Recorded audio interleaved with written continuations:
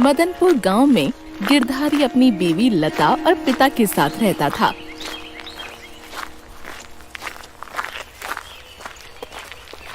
गिरधारी मेहनती किसान था।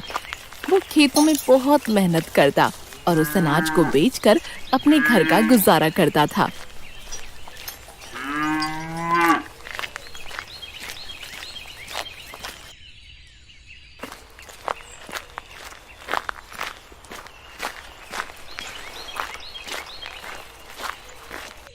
अरे लता, जरा एक गिलास पानी तो देना। अजी बस अभी लेकर आई। आज तो आपने घर आने में बहुत देर कर दी। हाँ, वो आज खेतों में बहुत ज्यादा काम था, इसलिए आने में देरी हो गई। बाबूजी कहाँ दिखाई नहीं दे रहे? जी वो आज बाबूजी की तबीयत कुछ ठीक नहीं थी, इसलिए वो जल्दी खाना खा के सो गए हैं। अच्छा ठीक है, तुम जरा मेरे लिए खाना लगा दो, मुझे बहुत तेज भूख लग रही है। ठीक है जी, आप जाकर अच्छे से हाथ मुंह धो लीजिए, मैं अभी आपके लिए खाना लगा देती हूँ। थोड़ी देर बाद गिरधारी और लता खाना खाते हैं और फिर सोने के लिए चले जाते हैं।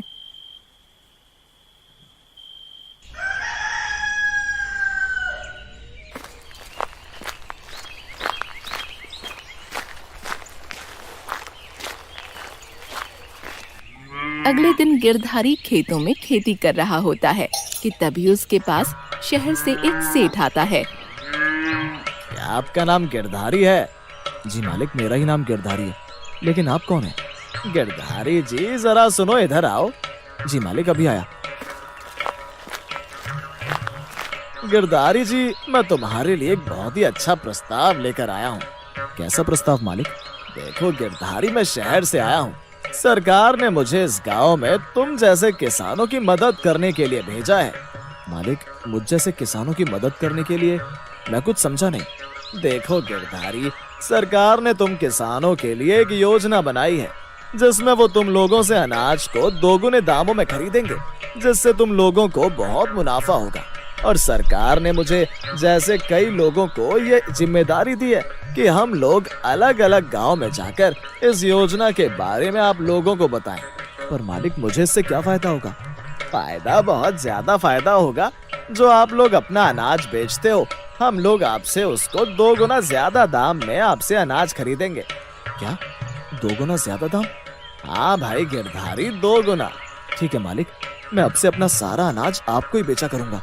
ठीक है, मैं हर महीने आपसे अनाज ले जाया करूंगा और जो पैसे बनते हैं उसका 2 गुना पैसा आपको आकर दे दूंगा। मालिक, आपका बहुत बहुत शुक्रिया जो आप मेरी मदद कर रहे हैं। अरे भाई गिरधारी, शुक्रिया अदा करना है तो आप सरकार को करिए। ऐसा कहकर सेठ वहाँ से चला जाता है और ये बात सुनकर गिरधारी बहुत खुश हो जाता है। ये बात अभी जाकर लता और बाबूजी को बताता हूँ। ये बात सुनकर वो लोग बहुत खुश हो जाएंगे।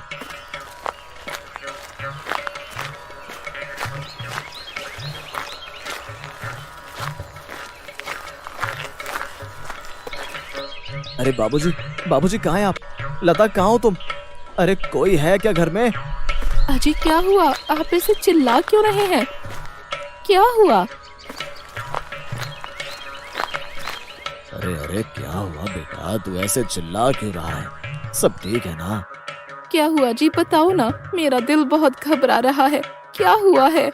अरे बाबूजी, अरे लता, घबराने की कोई बात नहीं है, बल्कि इतनी अच्छी खबर है कि जिसे सुनकर आप दोनों भी मेरी तरह खुशी से नाचने लगेंगे। अरे तो बेटा बता, क्या हुआ? हमें भी बता, ऐसी कौन सी बात है जिससे हम लोग भी खुश हो जाएंगे? अरे बाबूजी, आज जब मैं खेतों में काम कर रहा था तो आज मेरे पास शहर से एक सेठ आए और उन्होंने मुझे बताया कि अब वो हमारा सारा अनाज हमसे 2 गुना दामों में खरीदेंगे। क्या 2 गुने दामों में? हाँ लता, 2 गुना दामों में। हाँ बेटा, आज ये बात मुझे राजन ने भी बताई थी कि हमारे गांव में कोई शहरी सेठ आए हैं और वो हमें हमारे अनाज के 2 गुना दाम देंगे। चलो भगवान का शुक्र है, अब हमारी सारी परेशानी खत्म हो जाएगी। जी बाबूजी, आप सही कह रहे हैं। बाबूजी, मैं कल से और ज्यादा खेती करूंगा, जिससे अनाज और ज्यादा हो और जिससे हमें उसकी 2 गुना कीमत मिले।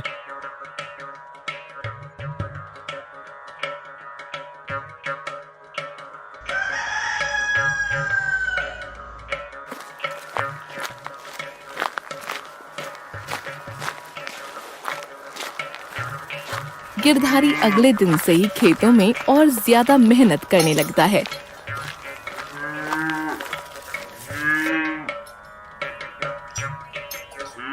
शाम को गिरधारी खेत से अपने घर जा रहा होता है कि तभी उसे रास्ते में राजन मिलता है।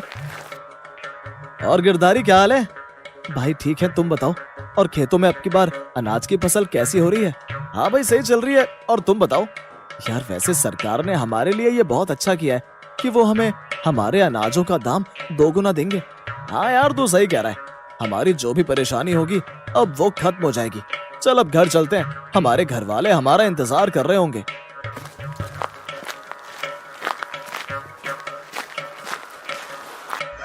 ऐसे ही महीना खत्म हो जाता है और वो सरकारी सेठ उन लोगों से उनके अनाज को खरीदने के लिए गांव में आता है।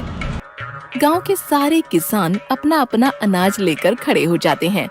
चलो आप सब अपने अपने अनाज की बोरी गिनवा दो, मैं फिर आप सबको आपके अनाज के 2 गुने पैसे दे दूंगा।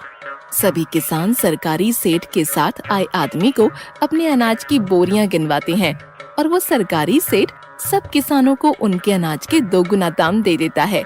भाइयों, आप सभी को आपके अनाज के दाम सही मिले हैं ना? मालिक, आपका बहुत बहुत शुक्रिया। अरे आप भी तो मेरे भाई हो, मैंने आप लोगों पर कोई एहसान नहीं किया। मैंने तो बस सरकार की योजना को बस आप लोगों तक पहुंचाया है। गांव का सरपंच आकर सरकारी सेठ से बोलता है। सेठ जी, आपने जो ये हमारे गांव के लिए किया है इसका बहुत बहुत शुक्रिया। सरपंच जी, ये तो मेरा काम है। अरे सेठ जी, हम चाहते हैं कि आप हमारे साथ यहीं इस गांव में रहें। हाँ सरपंच जी, मैं आपसे यही कहना चाहता था कि मुझे यहाँ गांव में एक दफ्तर खोलने के लिए घर की जरूरत होगी। सेठ जी, मैं आपके लिए अभी इस गांव में घर का इंतजाम करवाता हूँ। फिर सरपंच अपने आदमी से बोलकर सेठ के लिए एक घर का इंतजाम करवाता है। वो सरकारी सेठ वहीं उन लोगों के साथ उसी गांव में रहने लगता है। लता, लगता है हमारे गांव पर भगवान की बहुत कृपा है। जभी तो भगवान ने हमारे गांव में सरकारी सेठ जी को भेज दिया। देखिए, पता नहीं क्यों मुझे ये सरकारी सेठ जी ठीक नहीं लग रहे हैं। ठीक नहीं से तुम्हारा मतलब क्या है? देखिए जी, मुझे इन सरकारी सेठ पर विश्वास नहीं हो रहा है। लता, तुम्हारा दिमाग तो खराब नहीं है जो तुम इतने अच्छे इंसान को गलत समझ रही हो। आज के बाद मैं उनके बारे में कुछ गलत नहीं सुनना चाहता हूँ, समझी तुम? देखिए, आप मुझे गलत समझ रहे हैं। आप ही सोचिए ना कि सरकार ने ये योजना निकाली और किसी अखबार और टीवी पर इसकी कोई खबर नहीं। आपको नहीं लगता कि ये धोखेबाज है? मैं बस ये चाहती हूँ कि आप इस सरकारी सेठ पर भरोसा न करें। ये सुनकर गिरधारी गुस्से में उठकर वहाँ से बाहर चला जाता है। ऐसे ही 1 महीना बीत जाता है और फिर गांव के सभी किसान उस सरकारी सेठ के दफ्तर के बाहर अपने अपने अनाज को लेकर पहुंच जाते हैं।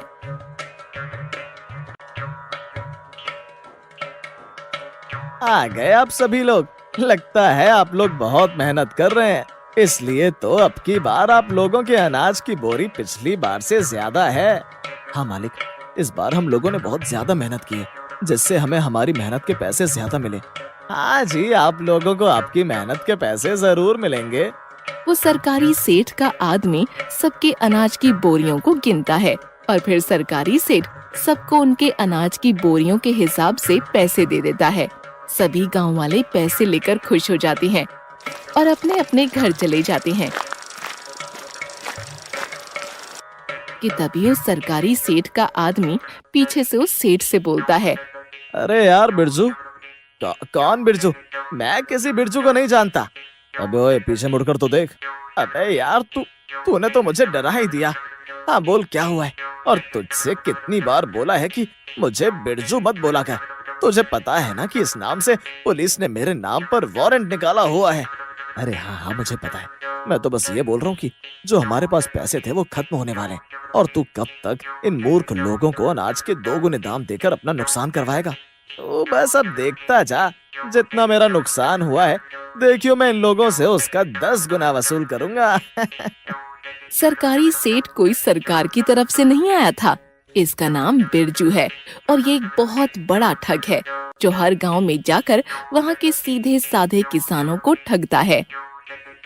पिताजी, मैं सोच रहा हूँ कि इस बार ज्यादा खेती करने के लिए मैं सेठ धनीराम से कुछ उधार पैसे ले लूं। जब हमें अनाज का 2 गुना पैसा मिलेगा तब मैं धनीराम को उसके पैसे वापस दे दूंगा। देखिए, आप ज्यादा लालच मत कीजिए। हमें जितना मिल रहा है हम उसमें ही बहुत खुश हैं। और वैसे भी आपको पता है कि सेठ धनीराम बिना गिरवी रखे किसी को भी पैसे नहीं देता, और हमारे पास तो गिरवी रखने के लिए कुछ भी नहीं है जो हम धनीराम सेठ को देंगे। अरे, मैं सोच रहा हूँ कि क्यों ना मैं धनीराम सेठ के पास अपने खेत गिरवी रख दूं। बेटा, तू ऐसा मत कर। हमारे पास खेतों के अलावा और कुछ साधन नहीं है कमाने का। तू इतना लालच मत कर। जितना हमें मिल रहा है हमें उसी में खुश रहना चाहिए। पिताजी, जब भगवान हमें पैसे कमाने का मौका दे रहे हैं तो मैं इसे कैसे अपने हाथ से जाने दूं। आप भी सोचिए, जब हमें ज्यादा पैसे मिलेंगे तो हम अपने इस घर की मरम्मत करवा लेंगे, और फिर लता, तुम भी घर के खर्चे अच्छे से पूरे कर सकोगी। देखिए, मैं अब भी कह रही हूँ कि मुझे ये सरकारी सेठ कुछ ठीक नहीं लग रहा है।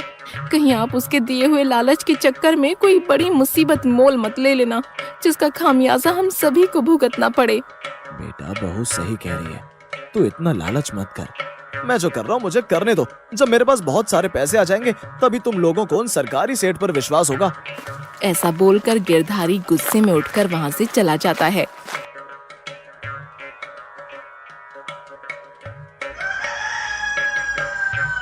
अगली सुबह गिरधारी धनीराम सेठ से उधार पैसे लेने के लिए उसके पास अपने खेतों के कागज लेकर जाता है।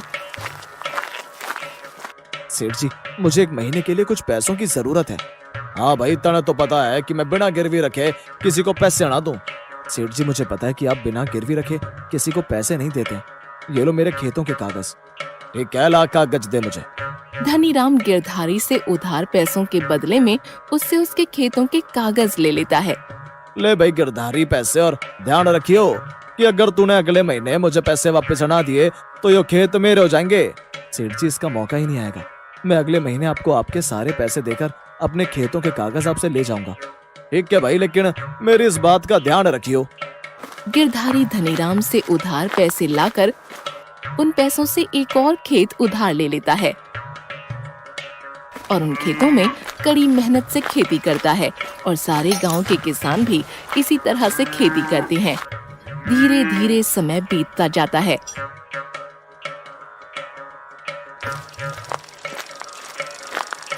और सारे किसान अपने अपने अनाज की बोरियों को लेकर उस सरकारी सेठ के दफ्तर के आगे आकर खड़े हो जाते हैं।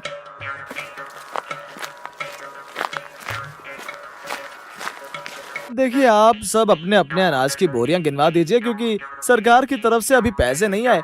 जैसे कल पैसे आएंगे मैं आप सभी को दे दूंगा। सभी गांव वाले उस सरकारी सेठ की बातों में आ जाते हैं और कल के लिए हाँ कर देते हैं। ठीक है साहब, ठीक है, हम सब कल आते हैं। सभी लोग अपने अपने घर चले जाते हैं। अरे बिरजू, अब क्या करना है इस अनाज का?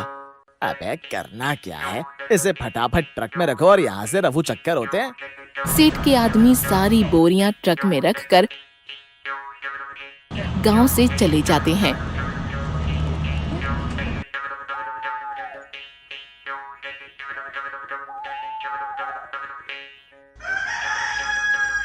और अगले दिन सभी गांव वाले सरकारी सेठ के दफ्तर के बाहर आकर देखते हैं कि उस दफ्तर पर ताला लगा हुआ है। अरे ये यहाँ ताला कैसे लगा हुआ है? ये सरकारी सेठ और उनके वो आदमी कहाँ गए? अरे सरपंच जी, पता लगाइए ना कि सरकारी सेठ कहाँ गए, और यहाँ पर उनका कोई आदमी भी नहीं दिख रहा। हाँ, तुम लोग परेशान मत हो, मैं अभी पता लगाता हूँ। सरपंच अपने आदमी से बोलकर दफ्तर के दरवाजे पर लगे ताले को तुड़वाता है और फिर सरपंच और उसके आदमी उस कमरे में जाकर देखते हैं तो हैरान हो जाते हैं। अरे भाई, ये क्या? यहाँ तो अनाज की एक भी बोरी नहीं है, और यहाँ पर तो उस सरकारी सेठ का कुछ सामान भी नहीं है। पूरे गांव के लोग इस बात से परेशान हो जाते हैं कि आखिर सरकारी सेठ और उसके आदमी एकदम गायब कैसे हो गए। ऐसे ही पूरे गांव में शोर मच जाता है कि तभी लता गिरधारी से कहती है, देख लिया आपने, मैंने आपसे कितना कहा था कि वो सरकारी सेठ ढोंगी है, लेकिन आपने मेरी कोई बात नहीं मानी। तभी एक आदमी गांव के रास्ते से जा रहा होता है कि वो देखता है कि गांव में बहुत ज्यादा शोर मच रहा है। अरे ये आखिर इस गांव में इतना शोर क्यों हो रहा है? लगता है जाकर देखना पड़ेगा। वो आदमी गांव में आता है और गांव के ही एक आदमी से पूछता है, अरे भाई यहाँ क्या हुआ है और तुम सब इतना परेशान क्यों? अरे भाई वो सरकार की तरफ से यहाँ एक सरकारी सेठ आए थे। कल ही हम सब ने अपने अपने अनाज दिए और फिर उन्होंने कहा कि कल आकर अपने पैसे ले जाना, लेकिन जब हम लोग अभी आए तो यहाँ देखा कि दफ्तर में ताला लगा हुआ है और जब दफ्तर के अंदर जाकर देखा तो यहाँ ना कोई आदमी है और न ही हमारे अनाज की बोरियां। गांव के आदमी से ये बात सुनकर वो आदमी बहुत जोर जोर से हंसने लगता है। अरे तुम पागल हो क्या? मैं तुम्हें हमारी तकलीफ के बारे में बता रहा हूँ और तुम हमारा मजाक उड़ा रहे हो। अरे भाई मैं तुम लोगों का मजाक नहीं उड़ा रहा, बल्कि इसलिए हंस रहा हूँ कि वो ठग आप लोगों को भी ठग गया। उस आदमी की बात सुनकर गिरधारी बोलता है। कौन सा ठग? तुम किसकी बात कर रहे हो? वो तो सरकारी सेठ है जो हमारी मदद करने आए थे। हाँ भाई, तुम लोग कितने सीधे हो। तुम लोग अभी तक उस इंसान को नहीं पहचान पाए। वो कोई सरकारी सेठ नहीं है बल्कि एक नामी ठग है। वो अलग अलग गाँव में जाकर वहाँ के बेचारे सीधे साधे किसानों को ठगता है। उस आदमी की ये बात सुनकर गांव के सभी किसान बहुत ज्यादा परेशान हो जाते हैं। तुम उस सरकारी सेठ को कैसे जानते हो? क्योंकि कुछ महीने पहले वो ठग हमारे गांव में भी आया था और उसने तुम जैसे सीधे सीधे किसानों को ठगकर रफू चक्कर हो गया। वो नाम बदलकर अलग अलग गांव में जाता है। ये सुनकर गांव के सभी किसान रोने लगते हैं, क्योंकि उन सभी लोगों ने अपनी सारी जमा पूंजी अनाज की खेती करने में लगा दी थी। हाय, अब हम क्या करेंगे? हमारा तो सब कुछ उजड़ गया। मेरे पास तो कुछ भी नहीं बचा। मैंने अपना सब कुछ गिरवी रख दिया। मैंने तुझसे कहा था कि तू इतना लालच मत कर। आज जो भी हमारे हाथों से गया है वो सब तेरे लालच की वजह से हुआ। बहू ने और मैंने तुझे कितना समझाया था, लेकिन तूने हमारी कोई बात नहीं मानी। अब तो हमारे पास जो खेत थे वो भी अब हमारे हाथों से चले गए। पिताजी और लता, मुझे माफ कर दीजिए। मुझे माफ कर दीजिए। मैं अब कभी भी लालच नहीं करूंगा।